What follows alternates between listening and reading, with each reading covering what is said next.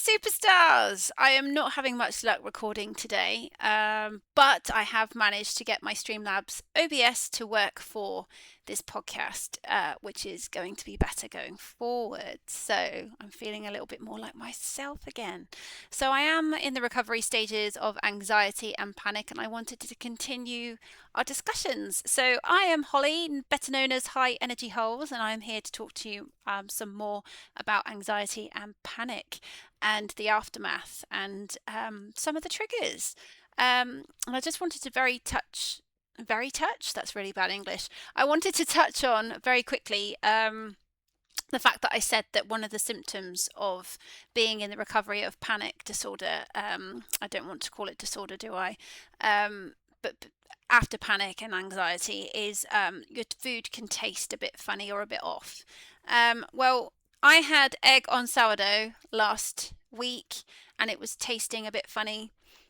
I'm not having the taste problem this week. This week I'm having texture problems. So if there's one thing that I know is when you're in high states of anxiety, I've always had texture problems with food when I was younger growing up, and I don't have that so much now. But when my anxiety is really bad, it does affect some textures. And today it's affecting. I tried to have fried egg, which I know is not the healthiest. So maybe my body's just trying to tell me it's unhealthy, but I was having some real texture issues eating the egg, so I had to abandon it again today. So I will be sticking to poached, omelette, or scrambled in the near future because they are obviously better, softer textures. But it was just very, very noticeable. And then I sort of was connecting the dots again. So if you do suffer with sort of texture issues in high anxiety, it is another symptom and it is just very, very normal. And it will sort of return back to how it should be once those anxiety and panic levels come down. So, and it can be very much so in the recovery state because even though I'm in recovery, my body has still been buzzing and it's still been very high in symptoms. And there has been times where the panic has kind of come over my body again because I was thinking about something that was like, getting me all stressed. And so it can rear its ugly head briefly. But I got in the bath when that happened the other night. I think it was gone midnight, but I was like, I don't care. It was gone midnight and I couldn't switch off. I'd gone into overthinking. So I went and got in a bath and I put magnesium flakes in. And then what was the other one I put in? They're a type of Epsom salts, but they've got magnesium chloride, magnesium sulfate, and they've also got CBD oil, geranium, and bergamot in, I think, actually. And I tell you what, they're so divine. It was lovely. It was really relaxing. You have to stay in for at least 20 minutes when you're in salts, but it actually did the job. I literally got out, went and laid down on my bed, and I could feel all my muscles twitching where they were relaxing. And then I actually felt like relaxed. And for the first time, my brain was like, okay. And then I was yawning, like, oh my God, I'm actually tired. So yeah, these are all very, very normal things and they all help and we can manage them, but sometimes we have to get to the bigger triggers in life. And I had talked about before about suppression, when you're suppressing something that's in your subconscious but you're not consciously aware of it. And I think the biggest thing that I can actually connect the dots with now is that I've also realized that it's about being in alignment. So when we talk about being in alignment, we're talking about actually walking the path that we're walking. So we will know what we want for ourselves, and you have to look at your dreams, whatever your dreams are, so I was connecting it back to childhood. So, and I said to start there, didn't I? So whatever it was you love to do, whatever it is lit you up, whatever it is that made you happy is where you start. Because in my childhood, my dreams were always to do with the entertainment business. It was always to do with being on a stage. Singing was one of the things that I wanted to be. I wanted to be a singer, and I used to sing on stage, and because of bullying and criticism, I let it get to me and let it ruin my confidence to the point where I'm still struggling to be able to sing and sing in public and sing well because I'm just too scared. But that hasn't stopped me from making my own music, writing my own songs. I'm writing all my own lyrics. I've turned them into songs and I've turned them into dance music because I absolutely love electronic music. So I've been able to turn it into something that really does. Well, it's got me all over it. It's got me all over it, let's face it. Sorry if the screen went black there. My For some reason my camera and PC went into standby mode. But anyway, but yes. So that was my dream. I wanted to be a professional dancer. I wanted to be a singer. I guess at one point I wanted to be like Kylie Minogue because Kylie was I was her biggest fan when I was 4. But yeah, singing and dancing was always on the cards for me. Anything to do with music, anything to do with being on a stage. I was in lots of pantomimes, I was in a musical, I was always singing and performing of some kind. And even in these pantomimes, I actually was so good at my dancing that the choreographer actually said to me one day when I kept making suggestions and alterations to these dance routines that I should be the one to choreograph them. So that was, 11 years old, actually being told you can choreograph these dances for the show was amazing. And even at one point, I wanted to do that as well. I had all these aspirations. I wanted to be I wanted to choreograph dancing for shows. I wanted to be a singer. I wanted to, take my dancing further. I also wanted to, I just wanted to perform to make people smile. That was the ultimate goal, and because I wanted to make myself smile, because I'm just happiest when I'm doing anything to do with that. And at the moment, I'm just not in that mode. I'm just really struggling with it at the moment. So, and I did turn my hobby into a job. So, I've been a DJ and children's entertainer for so many years now, and I absolutely do love it. And when I actually do go out and do my job, I do love what I do, but I'm just struggling to actually set my decks up at home and stream. And actually mix at the moment because I'm just not in the zone for it. I have been writing songs and making songs, so maybe it's just because my creativity has gone down another road. But I'm also sat here knowing that I'm not in alignment completely, because I would not have been sent over. I mean, yes, there are other factors and triggers, but I do believe that when you are on a path in life and you have a goal and you know exactly where you want to be, and it's just not kind of manifesting or going at the speed you think it is, you kind of go into self doubt and you go into overthinking. And this is the problem. And when I was talking about like your outer world mirrors your inner world, which is why we have to be so careful.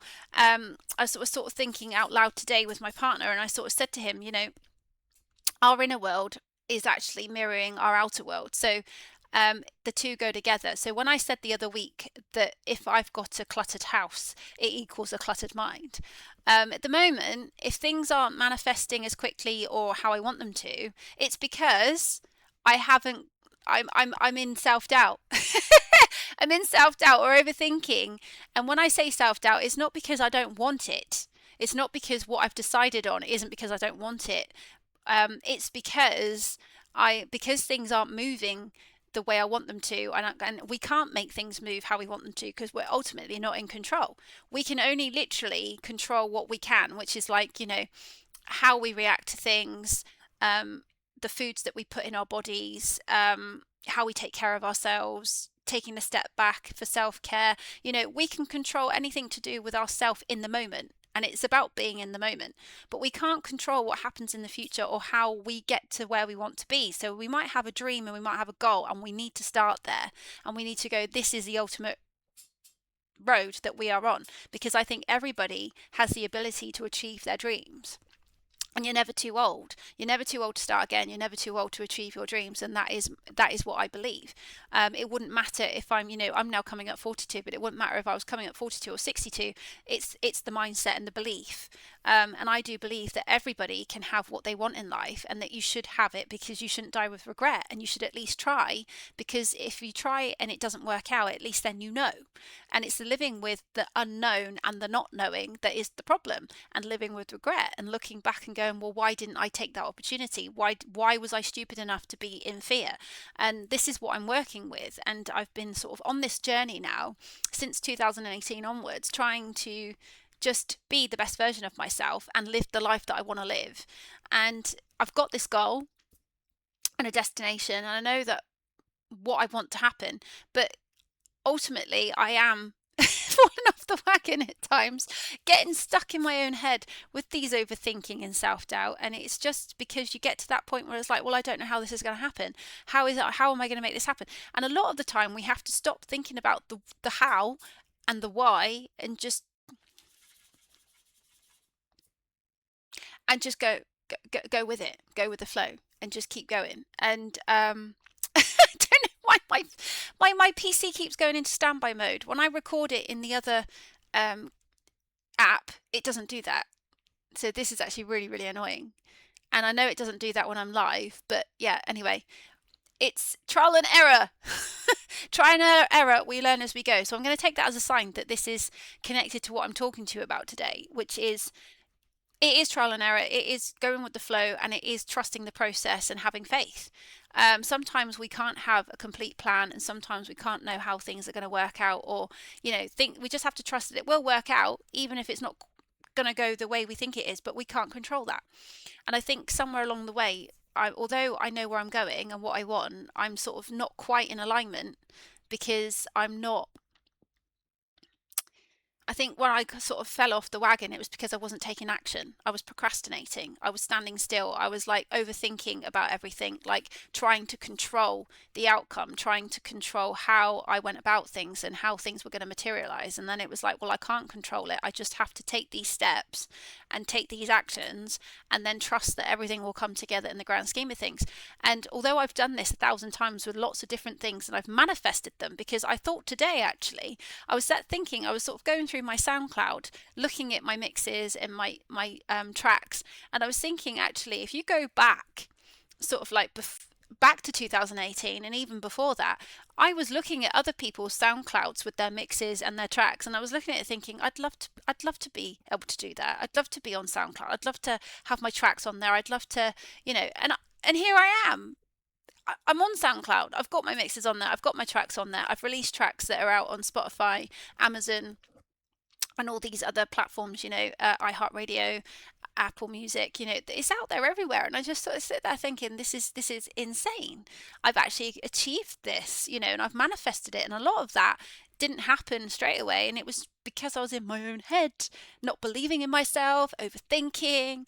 And I sort of connected the dots today that I think sometimes when things come in, they are delayed or they come to a pause, it's because we get in that loop of overthinking and panicking. And that is when, like, sometimes we tip ourselves over the edge, and that's when fight and flight can come into play, because we just start seeing things as danger. And sometimes the danger that your body is trying to wake you up to is the fact that you are not following the path, or you're about to fall off the path. It's like a wake-up call, if that makes sense. I hope I'm explaining this well.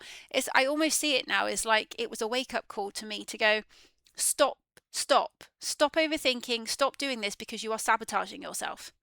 Because how else is your body going to jolt you out of something and get you to understand? Because our bodies and our subconscious know things before we're consciously aware of it. Our conscious has to, our conscious has to catch up. So our subconscious is probably saying hello, and we're not listening, we're not aware of it, and our bodies have to tell us in some formats, which is another thing when I've come to say that when you are around people, you'll know that they're not meant to be in your life, and you'll know that they're not for you, because your body will react badly. It will react badly. I know that I've had past relationships with people, and I've got constant UTIs, constant problems with my body, and I've been in fight and flight before as well. And I've actually come to realize now that that was my body's way of saying, get out, get away from this person is not meant for you. Because when I'm actually now, like with my current partner, none of that happens. He just literally, whenever I'm with him, my body just kind of, my nervous system just relaxes straight away. I fall asleep like that, the click of the fingers in his arms. I don't get any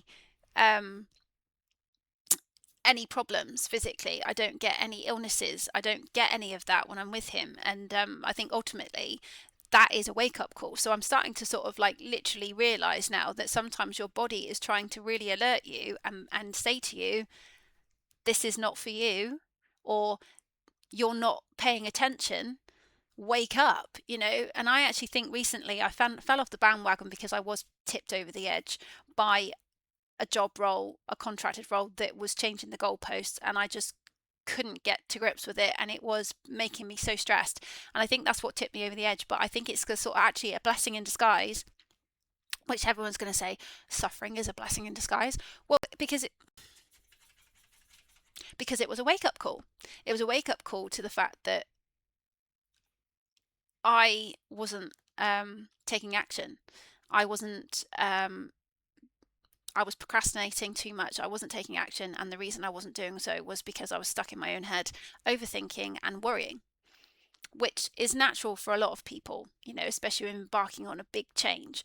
But and yes, it is natural to some degree, but it's also the fact that your body has to go, come on, and you can't be like that forever. And I've sort of started to realize now that in the past that I have actually not taken action, and I have self-sabotaged myself in the fact that there is opportunities that have passed me by because I was so stuck in my own head and so fearful, that I missed out, you know. But when you have opportunities come back round again, because ultimately you will, when you start learning and evolving, you get tested. You will get tested because they will send you these opportunities again. And it's like, will I take it or won't I? And I think for the longest of times, I never took the opportunities because I was literally living in my own head. I was literally overthinking, analysing. And part of who I am is to take a step back and be like, okay, I need to really think about this. I need to make sure that, and that is kind of who I am. But I take it too far. And this is the problem. I take it too far sometimes. Not always, but sometimes I do. And but I'm thankful, because the reason I'm thankful is because I now understand why I do it, what I'm doing, and that I need to stop. And the only way you can stop is to be consciously aware of what you're doing. Um, it's a bit like my partner was laughing the other day because he was saying about, like, there's all these sayings that I say. And one of them is slow and steady wins the race, which is something I have learned. And he was laughing because he was like, I know what you're going to say. You're going to say slow and steady wins the race. And there's these other ones that I say as well. And it's just become a running thing now. But I sort of said to him, I never realised that I kept saying those things. But of course, now I catch myself saying it because it was made aware to. That's wrong. I was made aware of it. I can't get my English in the right order today. So yeah, so basically I'm bringing myself back into alignment because I'm recognizing that I was procrastinating. I recognizing that I was not taking the action that I needed to take, and I recognized that I was just getting too stuck in my own head, and I didn't really realize I was doing it.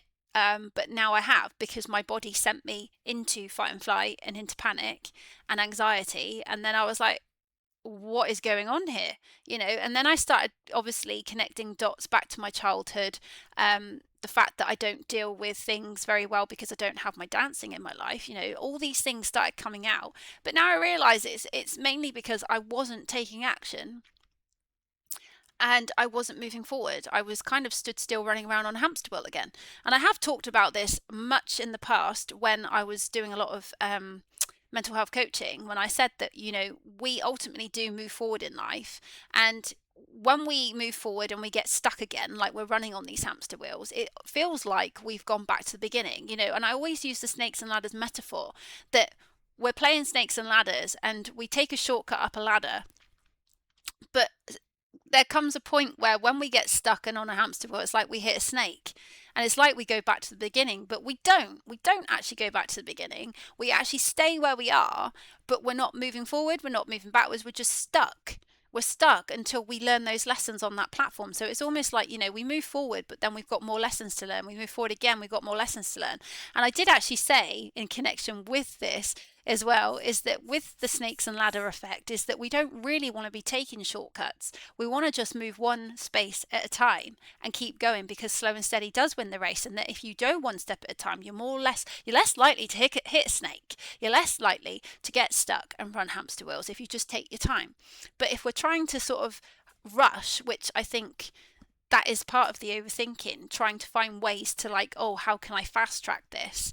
You can't fast track anything, really. You have to go with the flow, and you have to take one step at a time. There is no fast tracking. So anytime we're sort of overthinking and we're getting impatient, and I think this is it, we're trying to go up the ladders in life, but we're more likely to hit a snake. So we just need to move one step at a time, one block at a time. Slow and steady wins the race. And I think this is a lot of the time when we are in fight and flight, it's because things are not happening, we're not in control. when things are just not moving and we're not in control and we want to be in control, and but we have to accept that we can't control everything, and our expectations have to be lowered, because sometimes our expectations are right up here but they're unrealistic, and it's like, well, we have a goal which is here and our expectations are now up here trying to achieve this goal that's down here, and it's like, well, we're being unrealistic. We need to just, walk the long way or walk whichever way we need to get there, and it takes as long as it takes. And that is what we need to just come back into alignment with ourselves. And it will be different for everybody, but ultimately we need to just align ourselves and be like patient and be grateful and just trust the process. And these are all things that I've seen so many mentors online saying: trust the process, go with the flow. And a lot of the time you're sitting there thinking, I understand, but really I didn't, because my understanding is real now because I'm in it. I'm in it. I'm in it and I'm going through it, and I'm realizing I haven't hit a snake. I'm not back at the beginning. I had come to a pause. I was running around on a hamster wheel, but I do need to just take one step at a time. But I need to take action with taking one step at a time. Stop trying to overthink, trying to control everything, and just accept that everything is going to happen when it's meant to. And it will happen and all come together in divine timing, which everything, when I look back, has always happened. That's always happened, and it always does. And it's like that light bulb moment that I'm having. I just keep having light bulb moments at the moment, and it's kind of nice because I actually, for the first time in my life, normally I would move forward and evolve, but then I would get stuck, and I maybe wouldn't actually move as forward as I wanted to. You move forward to some degree and you go through life thinking, oh, everything's hunky-dory, I'm doing great, blah, blah, blah, blah. But then you don't actually move or progress any further forward than you want to, because you then self-sabotage and keep yourself stuck, like I always have done. But I actually feel like I'm actually going beyond that threshold now. I actually feel like there was always a line, and I was getting to that line and I could never cross it, and I feel like I'm crossing that line now. I feel like I'm actually getting somewhere, and I'm actually going beyond where I've never been before. And I think that is another scary thing for me, is the fact that I'm actually going into the unknown now. I'm going into a threshold I've never been, and it is amazing and it's wonderful and it's an achievement, but at the same time it's like, oh my god, this is happening. But I want to keep going. I want to keep going because it's exciting, and I want change. I want change. I want things to be different, and I want to just be the person that I was always meant to be and live the life that I was always meant to live, because I have literally just been, like I said, I've just been going around in circles all these years trying to get to where I am now and not getting there, and I'm finally getting there. And I'm moving past my self-limiting beliefs. I'm moving past I'm moving past everything. And I'm working through stuff, and it's starting to feel good. It's starting to feel good. I mean, I'm still working through bodily symptoms as a result of being in fight and flight, and there are things that I still think I need to go and do to help myself, but I am moving past it, and that's the main thing. And I'm hoping this time I'm actually going to keep going forward, and that I'm going to let go of the past and let go of all the things that have always held me back, always creeped in, and that I will actually be able to now develop better strategies to manage stress and to to just keep catching myself every time I fall off the wagon, because I know I'm not naive enough to know that it's not going to be like, as I go forward, I'm not going to have bad days. I'm still going to have bad days, but I'm going to understand myself better to not stay there for 2 weeks like I have this time. It's just going to be like, a day or two. And it's not going to be chronic. Like those 2 weeks felt chronic because my body just wouldn't stop and my brain just wouldn't switch off. And I've had trouble sleeping as a result of that. And yeah, so there are just so many things to consider when it comes to panic, anxiety, and fight and flight. And it's not straightforward at all. And it's not, I don't believe it's a chemical imbalance in the brain, especially with depression. I don't believe that for a second. I was told that many years ago and it never made any sense to me. And all these things that are unfolding now make more sense and they actually resonate. And I'm like, yeah, that makes sense. And I connect the dots and I'm like, yeah, this is forming a picture now. The pieces of the puzzles are going in now, whereas before they were just an absolute mess all over the place, couldn't get them in line, but now everything is aligning. with how I understand panic, anxiety, and depression, how I understand how it correlates to life, how I understand it correlates to us, and that we are, and I think the vagus nerve is something that needs to be researched. I've been looking at it more so, and it actually says that no therapy will help anybody if your vagus nerve is just stuck in fight and flight. So that is another thing to address as well. So it's going to be different for everybody because everybody's at different stages in their life and they're all going through different problems. So it's going to be different for everybody. But those are all avenues to just look at in your own life for wherever you're at to go, right, is it this? Is it that? Could it be this? Maybe I'll try this. Because it's all trial and error at the end of the day. But the vagus nerve, if it's stuck, and all your trauma is stuck in your fascia until you release it, you're just going to be stuck in fight and flight. It's almost like take a car. Let's say a car's over revving, it's idling, you're not even pressing the accelerator, and it's over revving, and it shouldn't be. You have to take it in and get it looked at, don't you? You have to do something to stop that. And it's a bit like our bodies are literally, they're like that. Our bodies are over revving, and there's no reason for it to over rev, but we have to address something. So it's almost like there is something that's stuck making it over rev, and that is, with us, it's the vagus nerve. And that is coming up a lot for me at the moment, and I don't know enough about it, but I do understand that you can reset it, and it's just learning how to. So there's lots of rabbit holes to go down. Lots of rabbit holes to go down, superstars. Lots to talk about. There's more depth to go into. I just hope this helps, really, because I just get on here and I talk.